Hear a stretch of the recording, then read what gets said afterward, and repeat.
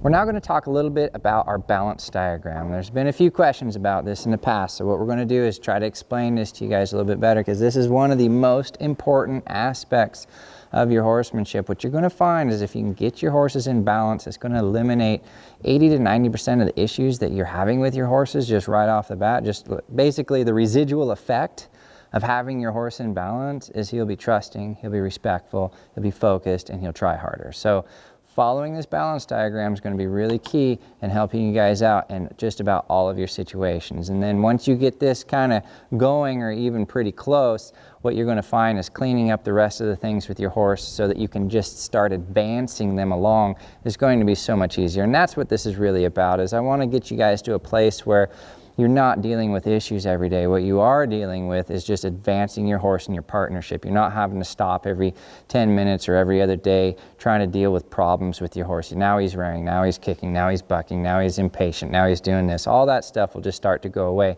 if you can get a grasp on these concepts. So let's go ahead and break down this diagram a little bit.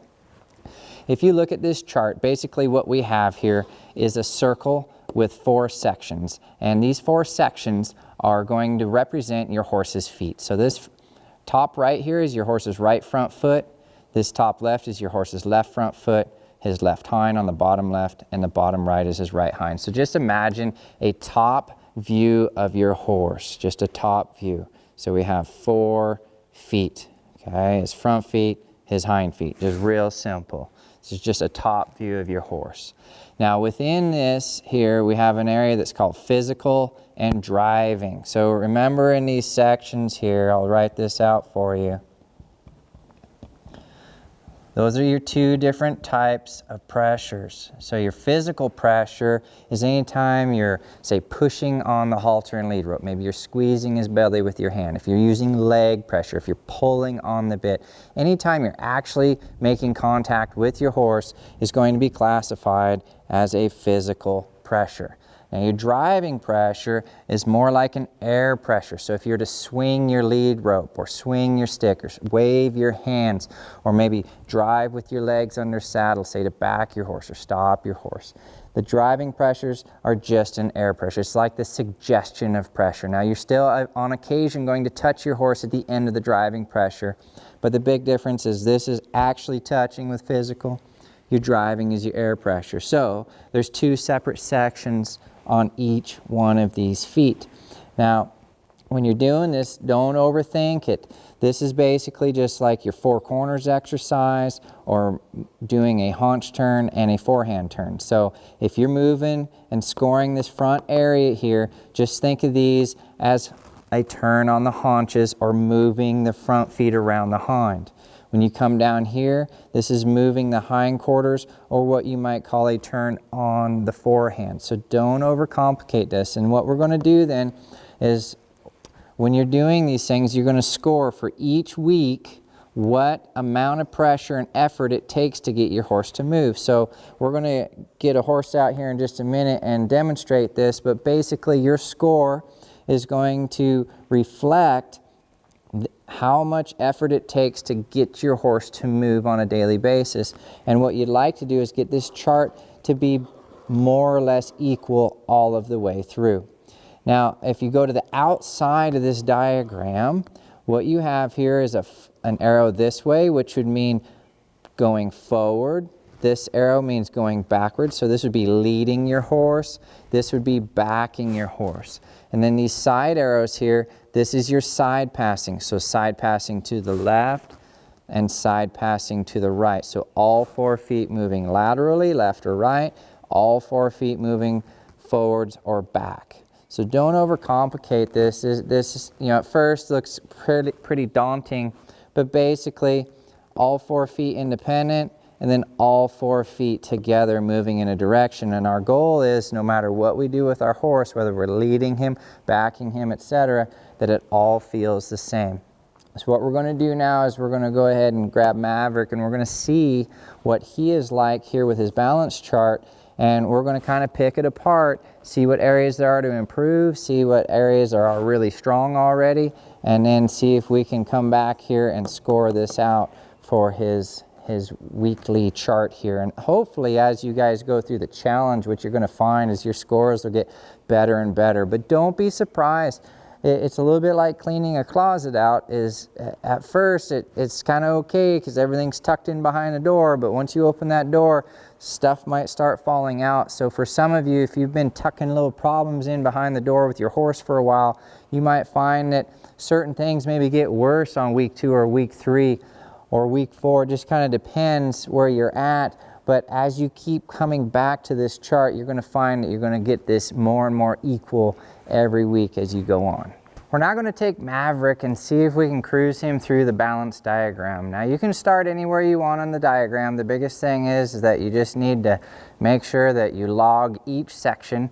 And at first you don't have to do the whole thing. You could just do the front feet and the hind feet and get that score working, and then worry about the leading and the backing and the side passing later and that sort of thing. And that probably would be easiest at this point, is if you just work the hinds and the fronts for a little while just to kind of get comfortable with this score. But before we go on here, we'll talk a little bit more about why this is so important. So let's say that you had really good access to the hind feet, but you didn't have good access to the front feet as far as pivoting this horse.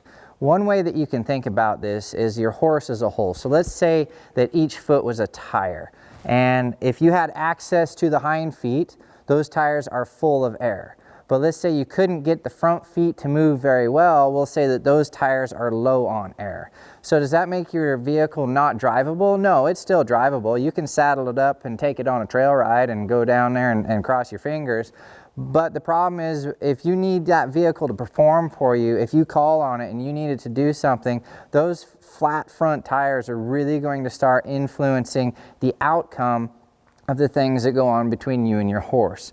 So in that case, what we would say is you have only access to 50% of your horse. So if I can move the hind feet, that's 2, and if I can't move the front feet very well, that's 2 also. So that's where the 50% comes from. I can move the hinds well, but not the front. So if you know that and you choose to take your horse out, that's fine, but you have to understand that if you're faced with a challenge with your horse later, you're facing that challenge with it only 50% of your horse. But we all know that when challenged, our horses fail us slightly, so maybe 10%, 20%. So if we lost 10 or 20% of our 50, imagine where you're at now. You're sitting in the 30, 40 percentile of your horse, and some of you wonder, well, Steve, I don't know why the wreck happened. I want to blame it on the wind. I think the wind was coming from the southeast, and then it blew this tarp that's exactly 10 feet away, with backlit behind the sun, and all these things start popping into people's minds of what caused the wreck. They'll blame it on the dog, or they'll blame it on this, that, or the other. And really what it was is that was just a catalyst. Say the dog was a catalyst to expose the 50% of control you have in your horse, or in that case the dog startled them, so you lost 10 or 20%. So now that exposed the 30 or 40% communication ability you have with your horse. So I want you guys to really keep that in mind when we're going through here. So let's start out with Maverick's hindquarters, and we're going to start with our driving pressure. So again, the driving pressure is the air pressure. Now, does he have to pivot right now? We don't have to have perfect pivots. Eventually, would that be nice? Yes, a perfect pivot would be nice. Is that our goal right now? No, we just want the hind feet traveling more around the front feet. So the hind feet are doing most of the work. So this is decent. I might give this, because he's not pivoting. He's still kind of walking a little bit, but he's able to kind of push that hip around when I ask. I'd probably score his right hind foot right now as an 8, because each section is going to get 10 points. So we're going to give him an 8 on his right hind. Now I'm going to come over here to his left hind. This feels to me about the same. Maybe a hair better, but not so much better that I'd give it a 9 by any means. And it doesn't matter if it's a 7 or a 6 or a 5 or an 8 or a 10, just as long as you're consistent all the way through. So to me, this feels the same. So maybe we could score this as a 7 on both sides or 8s on both sides. It really wouldn't matter, just as long as those both felt the same to me. So now I'm going to offer the front, and again, this is driving pressure. So he's willing to step around here, but he's almost backing. There, he crossed one time, so I'm going to draw him forward a little bit. Wait for these front feet. Wait for these front feet. There we go. Now I like this better, so probably what I would do is I'd give this about a 9 on the driving once it got started, but if I was being critical, the transition into there wasn't that good. He wanted to back up first. But notice the pivot here is really strong on this one. So what I'd probably do is I'd give this an 8, and I'd go ahead on my hinds and give those a 7. That's what I'd want to do here. So I'll come around here to this hind again.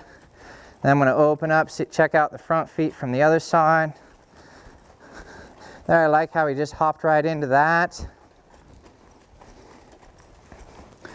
Very nice. So I think what I'm going to do is I'm going to score him 8s on the front, 7s on the back, just because it wasn't as tight back there. I'm not looking for perfect 10s really. I always want something to work on. So I like that, and that's our driving pressure. So we're just going to go ahead and take all these things through the driving pressure first. So the next thing I would do is driving pressure in reverse. So I'm going to start out, offer a little bit of pressure, build, and drive this horse. To me, this feels really good. This is similar to the front feet. So I'd go ahead and score this at an 8.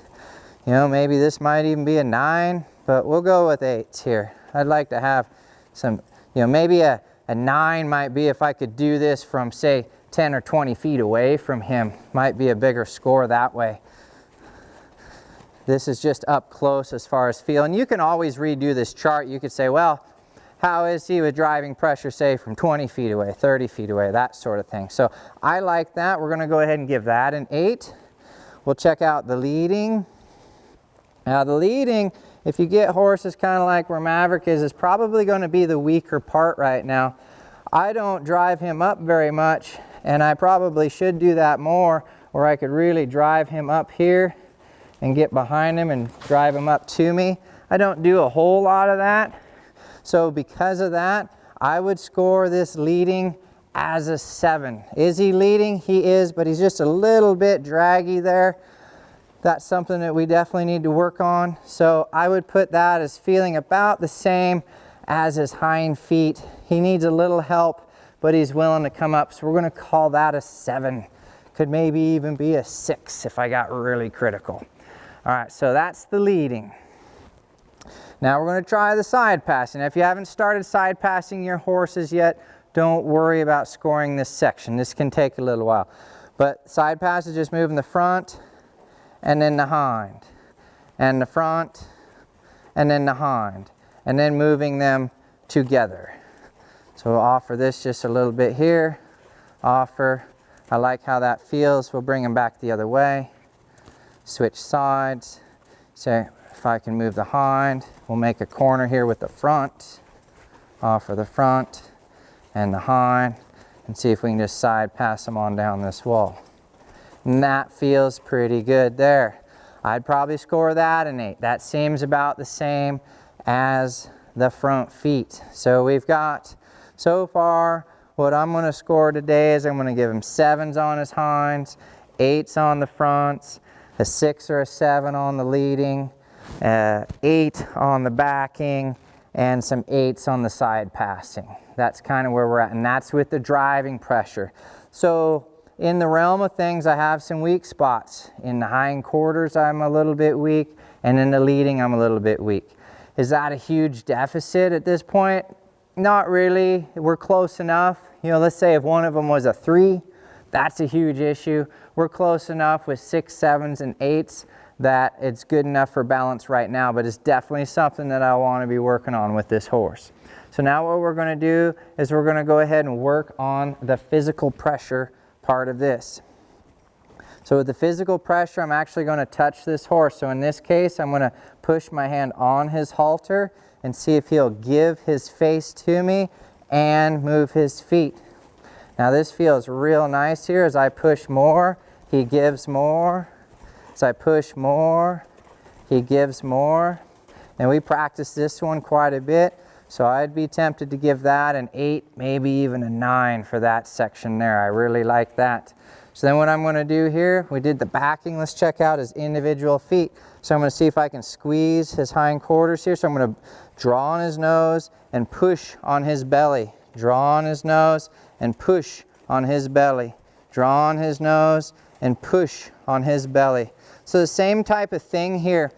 I'm happy with that, but we definitely don't have a pivot. A pivot would be the 9s and 10s that we're looking for. So I'm going to go ahead and give that an 8 also. You could even get real picky and give that a 7. So here I'm going to offer his hindquarters here. I'm going to squeeze his belly and I'm going to draw on his nose. Squeeze his belly, draw on his nose. And same thing here. I'm probably, just the way he's kind of not being super solid, he's definitely willing to move and I like that, but he's kind of drifting a bit here. So I'd probably give this more of a 7 range. And it's more, not off say just feel, more of a technicality glitch rather than feel. He's definitely willing to go, but he's not like just moving the hind feet. So that's something that I'd want to leave room for in the long run. So now we're going to check out the front feet. I'm going to get up here by the front of this horse. I'm going to squeeze here and offer him over. Just squeeze, squeeze. And on this, you know, it's kind of hard to say. He is so light here that I almost have to slow him down with the halter here so he doesn't go too fast. He's almost getting ahead of my squeezing here. So I'd probably give this at least an 8. He's really looking to try and not lean, but that's something that I really like to keep on my horses, is just don't lean. And as he gets more and more gentle and older, that's going to start getting less and less where he's quieter and quieter. And I don't have to worry so much about that, but I like to keep a little bit of give in my horses here. So here I'm going to squeeze. And I like how he's trying to pivot here and come around. I'm having to slow him down again a little bit on this side. So we might give that physical pressure here. Some 8s, almost a 9 would be good there. So again, the front end rivals over the back end for this horse. So we've got, you know, as a scale, a little weak in the hindquarters. And what you'll find is once you get your horse is turning like Maverick, where he's really trying to give his front end, your hind end's going to be weak for a while. So it's just something that, like when you first begin, it's like the front end's almost impossible for some of you. And then all of a sudden, the hind end's easy. But once you get that front end freed up, you're going to have to, you'll find you have to go back and really work a lot more on the hindquarters. All right, so now we're going to try the leading. And I'm going to pull on this horse and pull on this horse. So to me, this would be the weakest spot on this horse. And if I was being real critical here, honestly, I'd give this about a 2 or a 3. Okay, he's leading, but he's not really coming up off of this line. So this is something that I would want to work on. You know, I don't lead my horses up here very often, but that's not an excuse either. I should be working on stuff like this. So yes, he's leading, but when I pull on this line, it's not like he's going backwards or anything, but he's not really coming to me. So, I mean, a 2 or 3 might be a little rough. I'd probably score it a 2 or 3 just so I get out here and work on it, because I don't want a 2 or 3 on my chart. But it's maybe more of a 5 or 6. But what would be nice is if he just freed up, walk, trot, almost slope, and just came on down the line. So that's definitely a weak spot there. What you'll find though is that's just residual of these horses being respectful of space. So because he doesn't want to lean on me, he's partially hesitant to come into my space. So we have to kind of clear that up. Now we're going to go ahead and work on the physical pressure sideways. So I'm going to come in here. I'm going to squeeze his front end, squeeze his back end, and just offer this horse down the wall here lightly. Might give this a 7 or an 8 that way. That's real nice. So I'll come up here, rub on him, offer here. I'll squeeze and push, squeeze and push. Now because he went to a backup, that might not be as good on this side if you're getting real picky. He's trying to be good. There we go. That's not too bad. Might give that a 7 or an 8. So what we're going to do now is we're going to go back to the chart. We're going to try to remember these numbers. We're going to write them down a little bit. and see where our overall chart is. And then from that, let's say during the challenge, if you have some extra time, after the challenge, or let's say you do a task and you've got some extra time, just work on that weak point. So let's say I was buzzing through the challenge here and I just did a task and I'm super excited. I go, oh yeah, that leading thing on my balance chart is off, so I might spend a few minutes leading him, and when I take him back to his pen, I might actually pull him forward and get him lightened up, take my stick and string and drive him from behind a little bit and see if I can start getting those scores to get better and better to where everything's nice and even. So my first goal wouldn't be to get my 7s and 8s to 9s and 10s. My first goal would be to get my 3 or 2 up to a 7 would be my very first goal. And then once I got my 7s and 8s, then I could start getting 8s and 9s, 9s and 10s on down the road. So let's go ahead and check it out on our chart.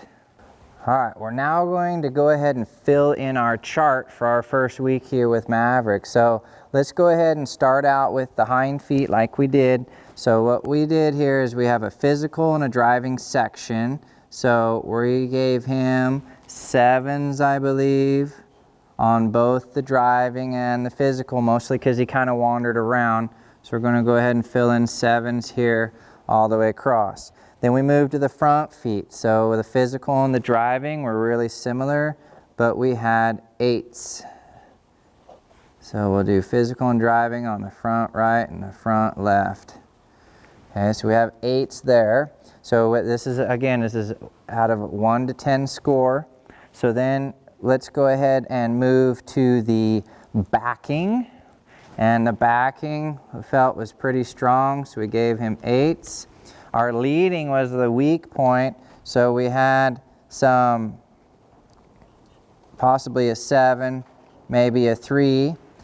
And then we really liked the side passing on both the physical and the driving, so we gave him 8s. Now, at first, this doesn't have to be exact, but if you notice here, what we're looking for, the total score is not that important. Like, if it was all 5s, I would rather see that than, say, 1, 8, 4, 3, 10, that sort of thing. So the overall score to 160 is not as important as just the equal numbers themselves. So our 8s and 7s are pretty close. But if you look here, this is the weak area, the 3, and actually this was backwards. Sorry, we got a driving pressure, I believe, was a 7, and the physical was the 3. But either way, it doesn't really matter, just as long as you keep track of it in your own mind. So this is interesting because if you were to take a horse, I'll come over here to the side here now. Most horses that show up to a clinic, they tend to be weaker. I'm just going to do one number. They tend to be weaker on the fronts this way. And if you notice, my horse is actually weak coming forward. So meaning, when I say weak here, the horse's energy when they first come to a clinic tends to be forward and to the left. And that's because the owner tends to be standing over here, has the most time with the horse spent on this corner. So as a weak zone, the horses tend to be weak here.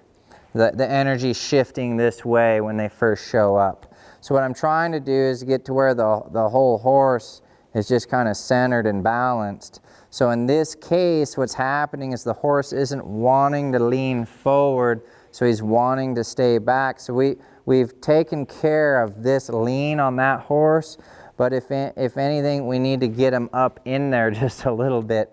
But that's a good problem to have, because the last thing I'm going to have to worry about with Maverick is him running me over, which is kind of nice. Say I go to try to load him in a trailer, he doesn't want to load. He's not going to run me over. He's just going to not load.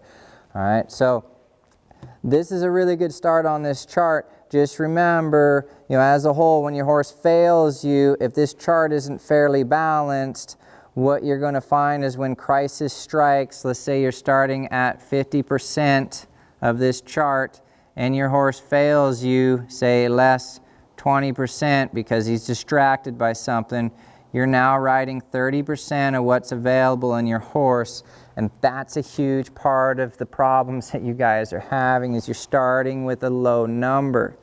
So at home, and this is eventually, I want to get this horse up to say all 9s would be a great place for this horse. We're pretty close minus the physical here. So if I'm at 90%, right, and I'm failed by say 20%, that means I'm still riding a horse that's at 70% capacity. That is doable. Now normally, a horse like that wouldn't fail me say 20%. He'd probably only fail me say 10 if he's that good. So that puts me back at 80 in a crisis. Or say a performance. Let's say I'm trying to do a performance and get out and get some real nice things going with him. If he gets a little distracted and things aren't quite as good, 80%. And somebody once told me, they says, hey, get your horse, say at home, get your horse to 100%. They say, get him 100% at home, but then on purpose, only show him at 60%. And that's been a really good tip that's kind of stuck with me.